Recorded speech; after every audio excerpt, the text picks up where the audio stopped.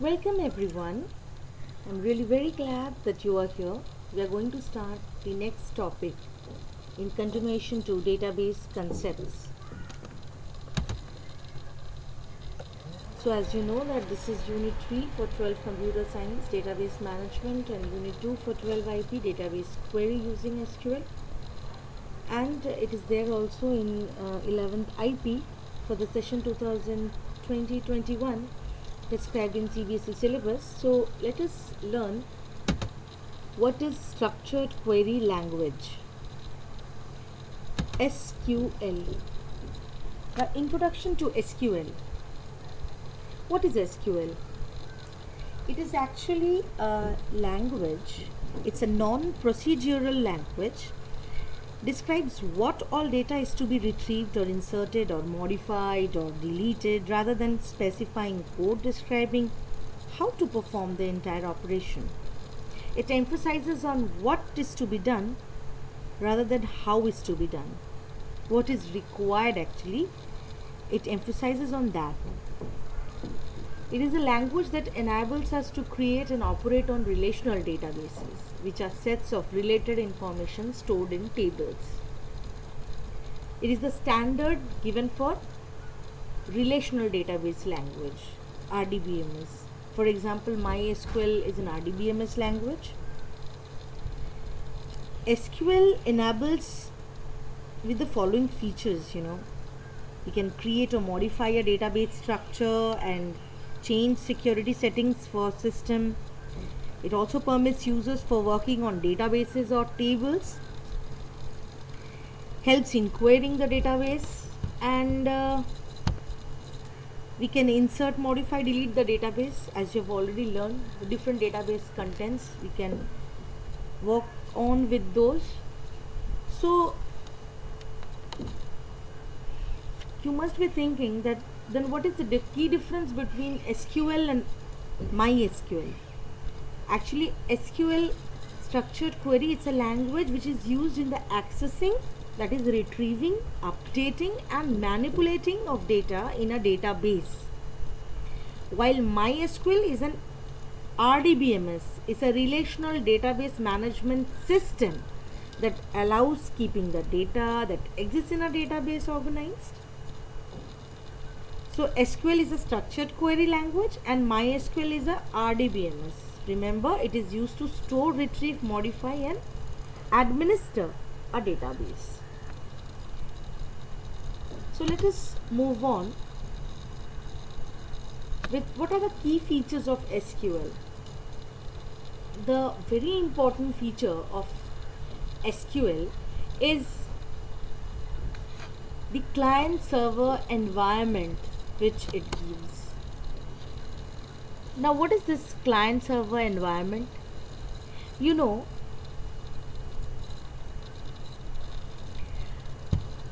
A client server environment is where a client, imagine that you are sitting on a desktop and this is the client. He or she is sending some request to the server.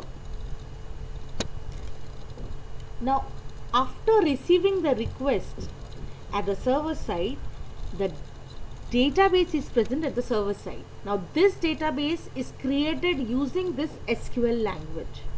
Now, this will manipulate and then it will give the feedback, the output of the query which the client has given, and then it will give the result back to the client. So here the database is required in this kind of client server environment. It's a very simple client server environment which I have shown. So at the server side, at the backend side, the database which is created using SQL, it is working. Now large database it supports and helps in space management. It's one of the very important features is it's highly available and it is free of cost. It is portable. Why? Because you can create any database on any platform, and then you can carry that in another. You can take it to another system or take it to, you can migrate also. It's convertible. You can migrate a database. It is compatible. Why it is compatible?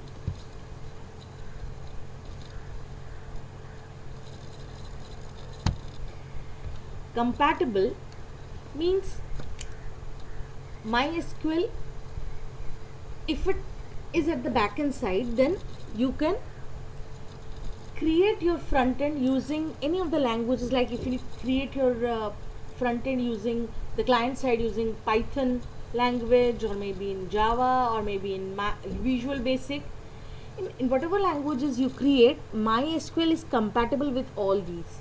So you can join the database which you have created using MySQL here with the client side.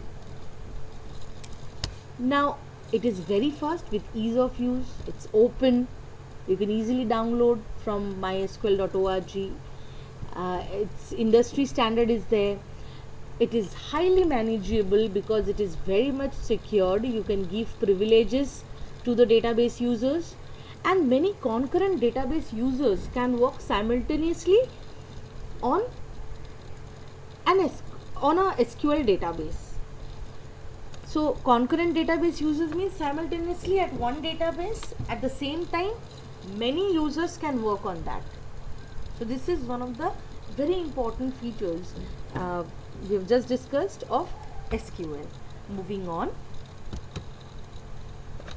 So just now I have said that it is fast, reliable, scalable. You can increase the capacity, and it's free, open source RDBMS, which is built on the SQL language. This is all about MySQL. Just now we have gone through the features of SQL. Now MySQL is rich in variety of features which support a secured environment for storing, maintaining and accessing data. And a single table developed using MySQL can contain thousands of tables, and each table can hold thousands of records. Amazing, right? So many records you can keep. And you should know this extra thing, which is who is the chief inventor of MySQL, Michael Vidanius Acamonte, and MySQL is named after his daughter Mai. Moving on, classification of SQL commands and the processing capabilities of SQL. As we have just learned, what are the different features it is enabled to do: inserting, modifying, deleting on the database contents, and other many commands it supports. So basically we can divide the SQL commands into 5 different types of language commands. First is data definition language. Now what is this data definition language?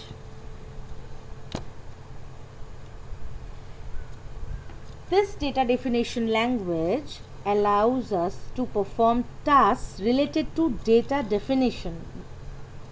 That is, through these commands we can perform tasks like creating or altering or dropping any schema objects. Now you can also rename, truncate and comment. Though in your syllabus you will be dealing with create, alter and drop. And DCL command is one of the type of DDL command, data control language. It is commands like grant and revoke. Though you do not have this in your syllabus, but you should know this. Granting and revoking privileges. Like suppose you are giving some privilege to a person, that yes, I am granting you this privilege that you can update on the database. After 2 days, suppose you want to take back that whatever you have given, whatever you have granted, that you are taking back. So that is revoke. Now, after data control language DCL commands, grant and revoke, let us learn what is data manipulation language DML commands. DML commands that enables users to access or manipulate data as organized by any appropriate data model in a database. Now, it helps us to do various operations like inserting information stored in the database or inserting any new information to a database, update or modify any data stored in the database. It helps us to delete any information from the database, and select means to retrieve or to access information stored in the database. So retrieval, insertion, deletion, modification can be done these using data manipulation language commands. So we will learn in details all these commands. Now coming on to the next type of language commands, transaction control language commands. Now what are transaction control language? Actually, a transaction is one complete unit of work, right? Preparing report card for a student is a transaction, and it can involve many steps like opening students table, reading data from it, opening marks table, reading data from it, and then calculating percentage and grade, and then writing the computed results to result file, and finally closing all these tables which you open. So these commands manage changes made by DML commands. How? Now let us see what are the different kind of commands we have under TCL. Commit, rollback, save point, set transaction. Commit. What commit does? It makes all the changes permanent in the database. It makes all the changes made by statements issued prior to it permanent. That is, it permanently saves the transaction. Rollback. Rollback is, undoing something. It undoes all changes since the beginning of a transaction, or maybe since a particular save point. Now what is a save point? Actually, save point, it marks a point up to which all earlier statements have been successfully completed, and if required, in case of failure, one may undo the changes, that is rollback up to this very point. That is, you can say, as a milestone in between, like from a starting point to an end point. If you give suppose after walking for a mile, you give a milestone, and then again, suppose you have walked for 1 mile, you have given a milestone. Again, next 2 miles you walk and you again give a milestone, that is, again you are giving a save point, and again you walk for 5 miles, and then finally what you do is you feel that let me undo things, that means let me roll back. Now what you will do, if you give a rollbacking, you will roll back to the very first position, that is 1 plus 2 plus 5, 8 miles back you will go. But if you say that no, roll back for the last 5 miles, so the initial 1 plus 2, 3 miles, those will be there. So that means you are giving certain points, marking certain points up to which all earlier statements have been successfully completed. And then set transaction, it establishes properties for the current transaction. So next is session control language commands. Alter session, set role, many are there. And then system control language commands. We are not going into the details of TCL, session control and system control, since these are out of the scope of your syllabus. So let us move on. So finally, these are the processing capabilities of SQL which we have learnt. And in your syllabus you have this create, alter, drop, and insert, update, delete, select. So 7 queries we'll be learning. So finally, difference between DDL and DML commands is a must in your syllabus, and it comes in every year, almost in every year in question paper. This comes in both question paper. So DDL command is, finally, DDL stands for data definition language. It is component language of SQL that provides commands for defining various database objects, like statements for the creation and deletion of tables. Yeah, so provide statements for the creation and deletion of tables, indexes, views, adding or modifying new field in a table. So all these things you can do using DDL. That means create, alter, drop. These commands are there under DDL. This also you have to write.